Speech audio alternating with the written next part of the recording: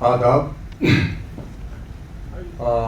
سب سے پہلے تو میں CETI فاؤنڈیشن کا شکریہ ادا کرنا چاہوں گا کہ انہوں نے میری جو کوششیں ہیں، جو کام ہے میرا، اس کو اس لائق سمجھا کہ مجھے دہلی سے یہاں دعوت دی.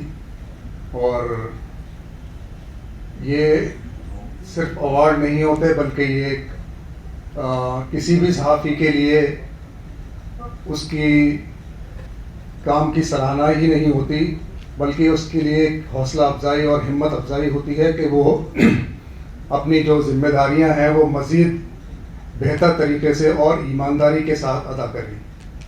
تو اس ایوارڈ کو حاصل کرنے کے بعد اس ذمہ داری کا احساس اور زیادہ مجھے ہو رہا ہے. اور چونکہ جس شفافیت کے ساتھ، جیسا کہ ہمارے عامر اللہ صاحب نے شروع میں فرمایا کہ کس طرح سے ان ایوارڈز کو اور ایوارڈیز کو منتخب کیا گیا، وہ میرے لیے خود باعث فخر ہے اور باعث مسرت بھی ہے. چونکہ آج کل کی جو صحافت ہے اس میں خاص طور سے اردو صحافت کے حوالے سے بہت سارے خدشات، بہت سارے تحفظات کا اظہار کیا جاتا ہے کہ جس طرح کی صحافت ہم مین اسٹریم میڈیا میں دیکھ رہے ہیں وہ کس سمت جا رہی ہے اور اس میں اردو صحافت کا کیا رول ہے. تو چونکہ اس میں کوئی دو رائے نہیں کہ اردو صحافت کا 200 سال سے زائد کا سفر مکمل ہو چکا ہے. تو ایک لمبی تاریخ اردو صحافت کی رہی ہے.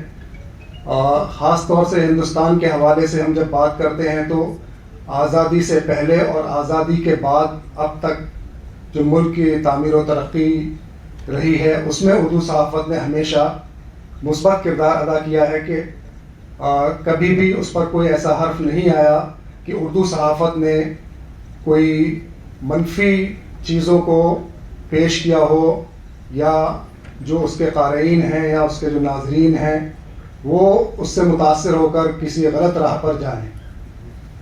حالانکہ مین اسٹریم میڈیا میں بھی ایک بہت بڑا طبقہ بھی موجود ہے جو ایماندارانہ صحافت انجام دے رہا ہے، لیکن اس کے علاوہ اردو کے حوالے سے جو خدشات ہیں وہ زبان کے حوالے سے ضرور ہیں، لیکن اردو صحافت کے حوالے سے ہم کہہ سکتے ہیں کہ اس میں ابھی بہت امیدیں ہیں، بہت مواقع ہیں. تو خاص طور سے جو اس پیشے میں آنے والے جو لوگ ہیں، جو آنا چاہتے ہیں، ان کے لیے بہت سارے مواقع ہیں. چونکہ میڈیمز بدل رہے ہیں اردو صحافت کے، پرنٹ سے ہم جب ڈیجیٹل کی طرف آ رہے ہیں تو یقیناً اس میں ہم زبان کے کو لے کر بھی ساتھ چل سکتے ہیں، اور زبان کے ساتھ جو اصول اقدار ہیں صحافت کے ان کو لے کر بھی ہم ساتھ چل سکتے ہیں. تو اس طرح ہم ملک و قوم کی خدمت بھی کر سکتے ہیں اور اپنا جو پیشہ ورانہ جو ذمہ داریاں ہیں ہماری، ہم وہ بھی ادا کر سکتے ہیں. تو اس طرح کی جو تقریبات ہیں، مجھے بڑی خوشی ہے کہ حیدرآباد چونکہ اردو کا ایک گہوارہ رہا ہے ہمیشہ سے، زبان کے حوالے سے ہو یا صحافت کے حوالے سے، اتنی اہم شخصیات یہاں پر موجود ہیں اردو صحافت سے وابستہ.